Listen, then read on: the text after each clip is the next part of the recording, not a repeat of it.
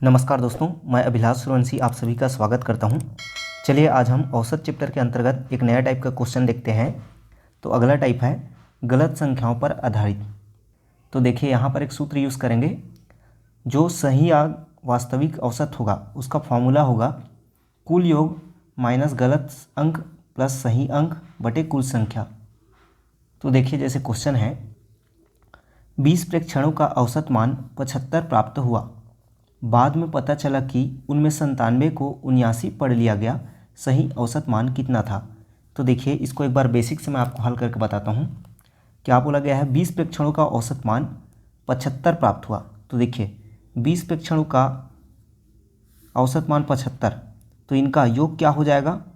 20 प्रेक्षणों का जो औसत है वह 75 है, तो कुल योग क्या हो जाएगा? कुल योग ये कितना हो जाएगा? 75 गुणा 20। अब इसको हल करेंगे मतलब क्या हो रहा है? ये 2 पंच 10, 2 सत्ते 14, 1 15। ये क्या हुआ? 1500 जो है वो 20 परीक्षणों का कुल योग है। लेकिन देखिए ये क्या है, बाद में पता चला कि उनमें 97 को 79 पढ़ लिया गया। मतलब ये वाला जो है 1500 जो कुल योग मिला है वो हमको ये कौन सा वाला है? गलत वाला है, क्योंकि हमने 97 को 79 पढ़ लिया है, तो गलत वाला कुल योग है ये। अब देखिए गलत अंक कौन कौन से हैं? तो गलत अंक हैं 97 को 79 पढ़ लिया है, मतलब 97 को 79 पढ़ लिया गया है। तो इन दोनों में अंतर करते हैं तो कितने का आ रहा है? 18। मतलब 18 क्या हो रहा है यहाँ पर?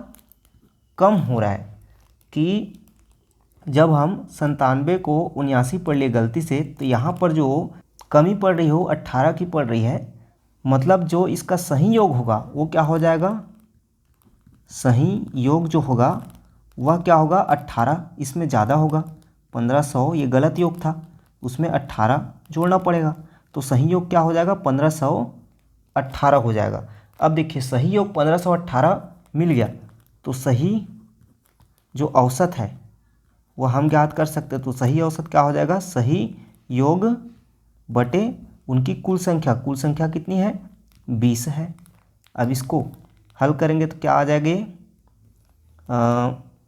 20 7 दूनी 14, ये आ जाएगा 75.9। तो इस प्रकार ये 75.9 क्या हो जाएगा? उसका सही औसत हो जाएगा। और इसी को आप चाहें तो डायरेक्ट फॉर्मूले में जो मैंने आपको ऊपर बताया फॉर्मूला, इसमें रख के हल कर सकते हैं। तो देखिए जो सही औसत है उसका फॉर्मूला में हम रख देते हैं। तो क्या है? कुल योग। कुल योग कितना है? तो कुल योग अभी हमने जो निकाला वो कितना है? 1500। फिर माइनस गलत अंक। गलत अंक क्या है? 79 है। फिर प्लस सही अंक 97 है बटे उनकी कुल संख्या 20। अब इसको हल करेंगे तो वापस वही आ जाएगा। 97 में 79 घटेगा तो क्या आएगा? 18 आएगा, मतलब प्लस 18। तो ये 1518 हो गया और बटे 20। वापस इसको हल करेंगे तो वही हमको 75.9 मान प्राप्त हो जाएगा। इस तरीके से ये मैंने आपको बेसिक तरीके से उसको समझा दिया। आप चाहें तो आपको फॉर्मूला रटने की ज़रूरत नहीं है, आप इस तरीके से बेसिक तरीके से भी हल कर सकते हैं।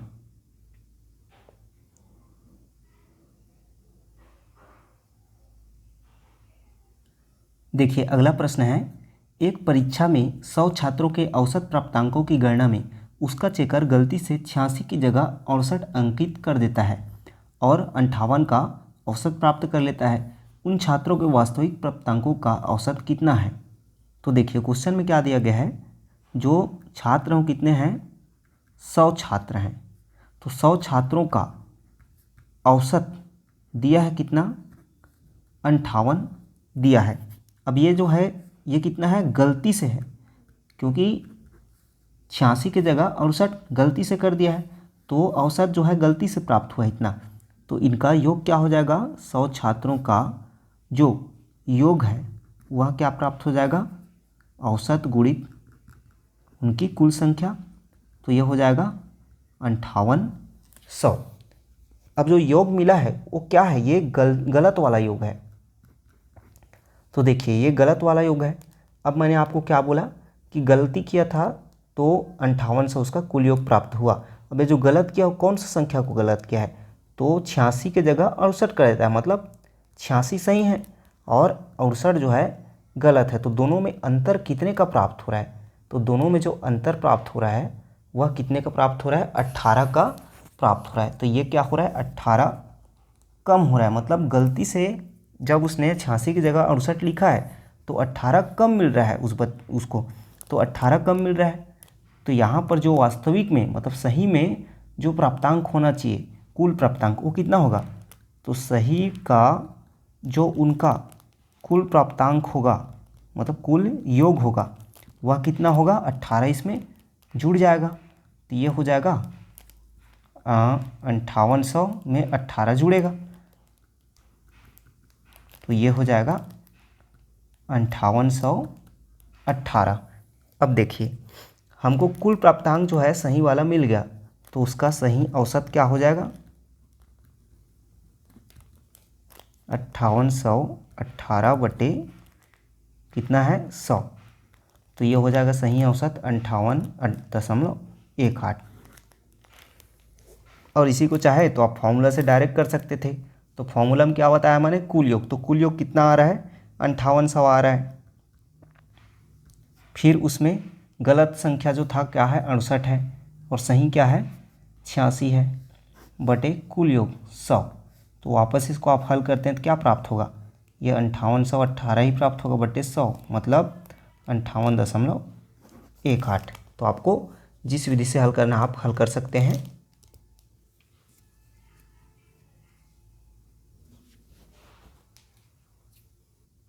देखिए अभी तक जो हमने क्वेश्चन देखा उसमें एक संख्या को गलत लिखा जा रहा था, अब अगला क्वेश्चन में दो संख्या को गलत लिखा जाएगा।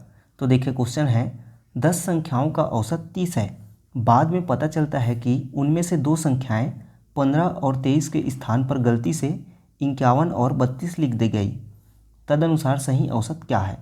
तो देखिए यहाँ पर अब डायरेक्ट फार्मूला में यदि हम रखते हैं तो क्या है, फार्मूला हमारा है कुल योग, कुल योग मतलब ये 10 गुणा 30 कुल योग हो जाएगा, फिर माइनस उसमें जो गलत संख्या है हमारा वो क्या है 15 और 23 है, तो 15 धन 23, फिर प्लस में सही संख्या क्या है 51 धन 32, और बटे कुल संख्या कितना है उनका 10 है, तो 10। अब इसको हल करते हैं तो ये क्या प्राप्त हो जाएगा, ये हो जाएगा 10 तिया 300 माइनस ये देखिए 15 और 23 दोनों जुड़ के क्या हो जाएगा, तो 15 और 23 को जोड़ेंगे तो ये हो जाएगा सॉरी देखिए यहाँ पर 15 और 23 क्या है, ये सही वाला है तो ये प्लस में रहेगा, और गलत वाला कौन सा है 51 और 32 है, तो ये 51 और 32 वाला गलत है तो ये माइनस में रहेगा। तो ये 15 और 23 को हम जोड़ते हैं तो क्या प्राप्त हो रहा है 38, फिर ये वाला 2 1 3 और 8 83 प्राप्त होगा बटे 10। इसको हल करेंगे तो ये क्या प्राप्त हो जाएगा, तो ये हो जाएगा 300 255 और ये बटे 10, तो 255 बटे 10 हो गया। अब देखिए 255 बटे 10 हो गया तो ये क्या हो गया 25.5 जो है सही औसत प्राप्त हो जाएगा। या डायरेक्ट ऐसा बोल सकते थे कि देखिए गलत संख्या और सही संख्या क्या है, तो गलत संख्या है 51 और 32 दोनों को जोड़ रहे हैं तो 83 प्राप्त हो रहा है, और सही संख्या क्या है 15 और 23 इन दोनों को जोड़ रहे हैं तो क्या प्राप्त हो रहा है 38, इन दोनों को घटा रहे हैं तो क्या प्राप्त हो जाएगा 45। मतलब यहाँ पर देखिए जब हम गलती से लिखे थे तो 45 क्या लिख दिया गया था, ज़्यादा लिख दिया गया था, क्या ज़्यादा, मतलब जो कुल योग है उसमें हम क्या करेंगे 45 को गलत योग में से घटाएंगे, तो 300 में से 45 को घटाएंगे तो क्या प्राप्त हो रहा है 255, तो 255 हमारा क्या है सही कुल योग है। तो सही कुल योग में से क्या करेंगे उनकी संख्या को डिवाइड करेंगे तो हमको औसत प्राप्त हो जाता है।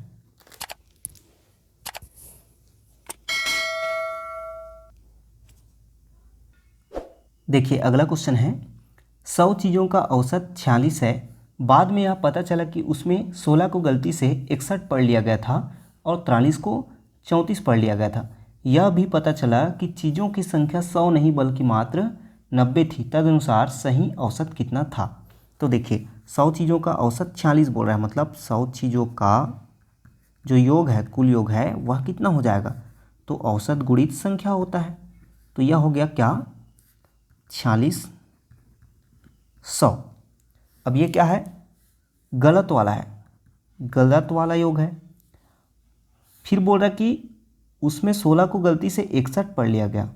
मतलब देखिए यहाँ पर गलत वाला कौन सा है और सही वाला कौन सा है? तो गलत वाला संख्या है 61 और 34 और सही वाला संख्या कौन सा है? 16 और 43। अब इन दोनों को जोड़ते हैं तो क्या प्राप्त हो रहा है? 4 1 5 और 6 3 9, और ये 6 3 9 4 1 5। मतलब अंतर कितने का आ रहा है? तो 15 में 9 6 और 9 में 6 3। मतलब यहाँ पर आप देखते हैं कि 36 क्या हो रहा है? यहाँ पर सही और गलत में अंतर प्राप्त हो रहा है। इसका मतलब गलत से जब हम लिखे हैं संख्या को गलती से, तो 36 क्या कर दिए हैं? ज़्यादा लिख दिए हैं। तो 36 हमको इसमें क्या करना पड़ेगा? कुल योग में माइनस करना पड़ेगा। तो हमको जो सही योग है वह प्राप्त होगा। तो सही योग क्या हो जाएगा? 4600 माइनस 36। तो सही योग क्या हो गया? 4 6 5 4। ये हो गया सही योग। तो सही योग हो गया। तो सही औसत क्या हो जाएगा? तो सही औसत हो जाएगा सही योग बटे सही संख्या। अब देखिए सही संख्या 100 नहीं बल्कि 90 थी, तो बटे 90। तो इसको हल करेंगे तो यह हो जाएगा इसका आंसर 50.7 आएगा। ये सही।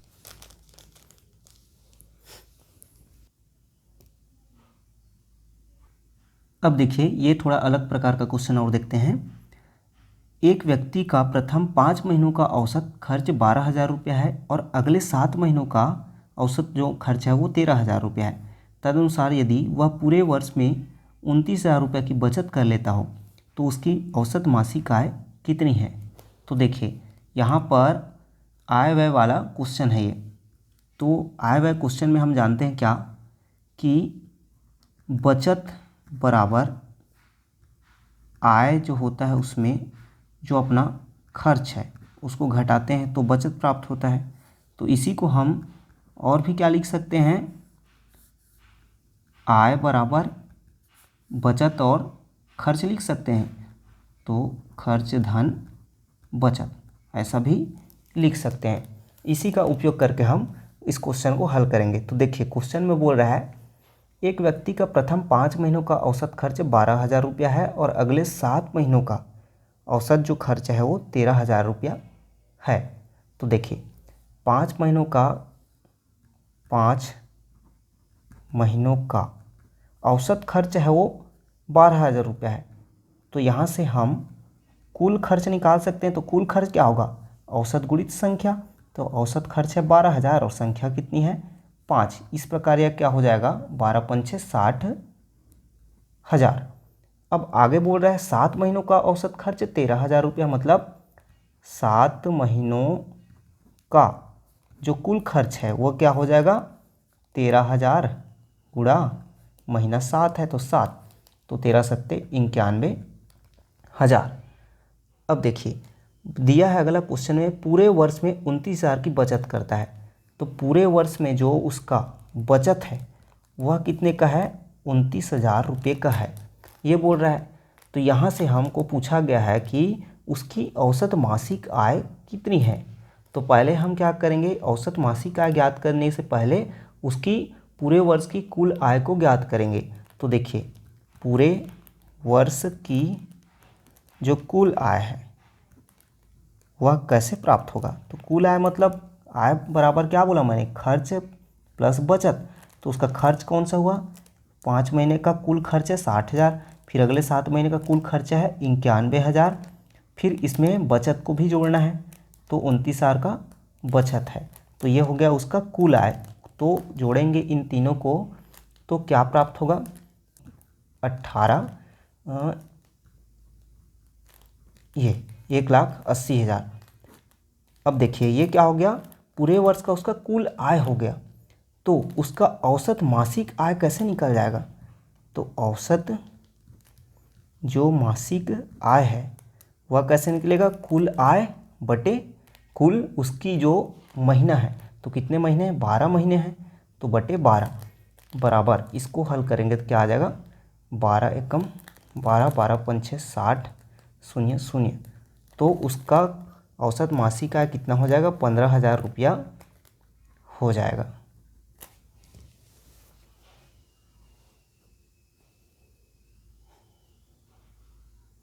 देखिए इसी तरह का एक और क्वेश्चन देखते हैं। तो एक परिवार का वर्ष के पहले 3 महीनों का औसत मासिक खर्च 2,200 रुपया है, अगले 4 महीनों का 2,550 रुपया है और अंतिम 5 महीनों का 3,120 रुपया है। तदनुसार यदि उसके पूरे वर्ष की कुल बचत 1,260 रुपया रही हो तो औसत मासिक आय कितनी है।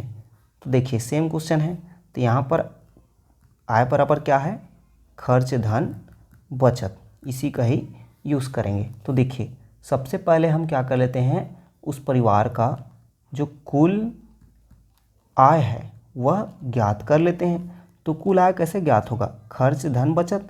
तो देखिए पहले कितने महीने बोल रहे, 3 महीने का औसत खर्च कितना है, 2,200 रुपया है, तो उसका कुल खर्च क्या होगा, तो कुल खर्च मतलब औसत गुणित संख्या, तो औसत गुणित संख्या करेंगे तो औसत है 2,200, गुणित संख्या 3 महीने का है तो 3, फिर धन अगले 4 महीनों का कितना है, 2,550 औसत है, गुणा 4 महीना तो 4, फिर धन अगले 5 महीने का कितना है, 3,120, धन 5 गुणा 5, फिर धन बचत कितना है, 1,260 रुपया।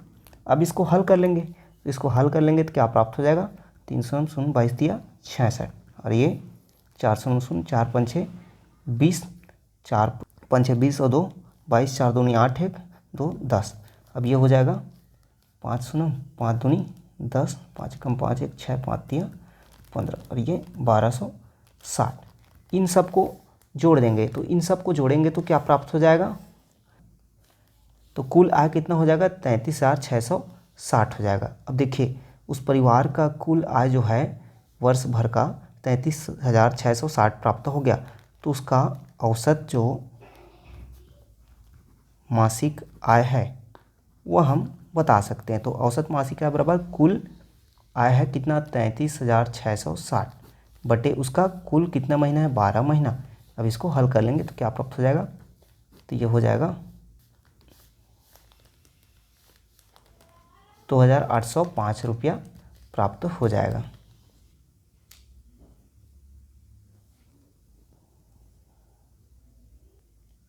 देखिए अगला क्वेश्चन है, एक खास महीने में 3 मित्रों ए बी सी का औसत जेब खर्च 80 रुपया है। यदि उस महीने में बी ए का 2 गुना और सी ए का 3 गुना खर्च करता हो और यदि उनके बचे हुए जेब खर्च का औसत 60 रुपया हो तो ए का खर्च कितना रुपया है। देखिए क्वेश्चन क्या बोल रहा है, तो 3 मित्र हैं ए बी सी, उनका औसत जेब खर्च 80 रुपया है। फिर बोल रहा है यदि उस महीने में बी ए का 2 गुना और सी ए का 3 गुना खर्च करता हो और यदि उनके बचे हुए जेब खर्च औसत 60 रुपया हो तो ए का खर्च हमें बताना है कितना होगा। तो देखिए यहाँ पर तीनों का मतलब ए बी और सी का जो जेब खर्च है वो औसतन हमको 80 रुपया दिया है, तो यहाँ से हम उनका कुल खर्च निकाल सकते हैं। तो कुल खर्च बराबर क्या होगा, औसत गुणित संख्या, संख्या कितना है 3, तो 8 दिया 24, 240 रुपये क्या हो गया, इन तीनों का कुल जेब खर्च हो गया। अब देखिए आगे कंडीशन दिया है कि बी ए का 2 गुना खर्च करता है और सी ए का 3 गुना खर्च करता है। तो उस मान लेंगे हम कि माना यदि ए जो है कितना खर्च करता है, ए जो है 100 रुपया खर्च करता है, तो बी कितना खर्च करेगा, तो बी जो है इसका 2 गुना खर्च करेगा मतलब 2x, और सी कितना खर्च करेगा 3 गुना मतलब 3x। ये सब क्या है, इनका खर्च है, इतना इतना खर्च करते हैं। तो देखिए आगे हमको कुल खर्च कैसे मिल जाएगा, तो हमको जो कुल खर्च है वो कैसे प्राप्त होगा, तो कुल खर्च में प्राप्त होगा हमारा इन तीनों का कुल खर्च, फिर जो बचे हुए खर्च हैं जेब खर्च औसत 60 रुपये बच रहा है, उसका भी उसमें जुड़ेगा, तो बचा हुआ जो है खर्च वह भी उसमें जुड़ जाएगा। और तो बराबर इन दोनों को जोड़ेंगे तो हमको उसका पूरा कुल खर्च प्राप्त हो जाएगा। तो देखिए इन तीनों का कुल खर्च मतलब जोड़ेंगे, तो इन तीनों को जोड़ेंगे तो क्या हो जाएगा, x फिर 2x फिर 3x, और जो बचा हुआ है कितना औसतन 60, मतलब 60 गुणा कितना 3, क्योंकि तीनों का है, बराबर कुल खर्च कितना हुआ है हमारा 240 प्राप्त हुआ है। अब इसको हल करेंगे तो ये क्या हो जाएगा, ये हो जाएगा 3 2 6x, और इधर 60 दिया 180 और ये 240, तो ये हो जाएगा 6x बराबर 240 माइनस 180। तो इस तरह से इन दोनों को घटाएंगे तो क्या प्राप्त हो जा रहा है, 60 प्राप्त हो जा रहा है। तो इसमें 6 में से इधर ट्रांसफ़र करेंगे तो ये 6, मतलब यहाँ पर हमको x का जो मान है वो कितना प्राप्त हो रहा है, 10 प्राप्त हो रहा है। x का मान यहाँ पर 10 प्राप्त हो गया, तो अब आप आसानी से बता सकते हैं कि a का खर्च, b का खर्च और c का खर्च कितना है। तो यहाँ पर a का खर्च क्या हो जाएगा, तो a का खर्च बराबर हो जाएगा x रुपया, तो x बराबर तो 10 मिला ही है, तो इसलिए a का खर्च कितना हो जाएगा, 10 रुपया हो जाएगा।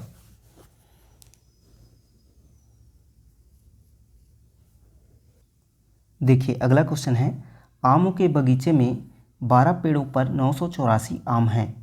यदि उनमें से 5 पेड़ों से औसतन 26 आम और 7 पेड़ों से औसतन 38 आम तोड़ दिए जाए तो प्रत्येक पेड़ पर औसतन कितने आम बचे रह जाएंगे। तो देखिए यहाँ पर टोटल क्या बोला गया है, आम के 12, मतलब कुल 12 पेड़ हैं, उस 12 पेड़ में जो कुल आम है वह कितना है बोला गया है, 984 है बोला गया है। अब बोल रहा है तोड़े गए आम कितने हैं, देखो तो यहाँ पर जो तोड़े गए आम हैं वह कितने हैं, तो देखिए 5 पेड़ों से 26 आम तोड़ा गया, मतलब 26 गुणा 5, फिर बोल रहा है 7 पेड़ों से कितना 38 आम, मतलब 38 गुणा 7 हो जाएगा तोड़े गए। तो इसको हल करेंगे तो क्या हो गए, 5 छक्का 30, 5 दूनी 10, 3 13, और ये हो जाएगा 8 सत्ते 56, 7 तिया 21 और 5 26, जोड़ेंगे तो 6 6 3 9, और यह हो गया 396। मतलब कुल 12 पेड़ पर कुल आम 984 हैं, और उसमें से कितने आम तोड़ दिए गए, 396 आम तोड़ दिए गए। तो 12 पेड़ों पर जो बच रहे हैं, तो शेष आम कितने बच रहे हैं, तो 984 में 396 को घटाएंगे तो यहाँ पर हमको कितना प्राप्त हो जाएगा, 588 प्राप्त हो जाएगा। मतलब 588 उस पेड़ों पर क्या है, आम बच जाएंगे। तो प्रत्येक, अब यह है जो प्रत्येक पेड़ टोटल क्या है, 12 पेड़ों पर इतने आम बचेंगे, तो प्रत्येक पेड़ पर औसतन आम कितने बच जाएंगे, तो ये हो जाएगा 588 बटे कितना पेड़ है, 12, तो 12 चौक 48, 12 नियर 108, तो ये हो गया 49 आम बच जाएंगे। तो आशा करता हूँ दोस्तों मेरा पढ़ाया हुआ समझ आया होगा। तो वीडियो को लाइक और शेयर ज़रूर कीजिए, और यदि मेरे चैनल पर वीडियो पहली बार देख रहे हैं तो मेरे चैनल को सब्सक्राइब कर लीजिए ताकि अगले वीडियोस की नोटिफिकेशन आपको मिलता रहे। धन्यवाद।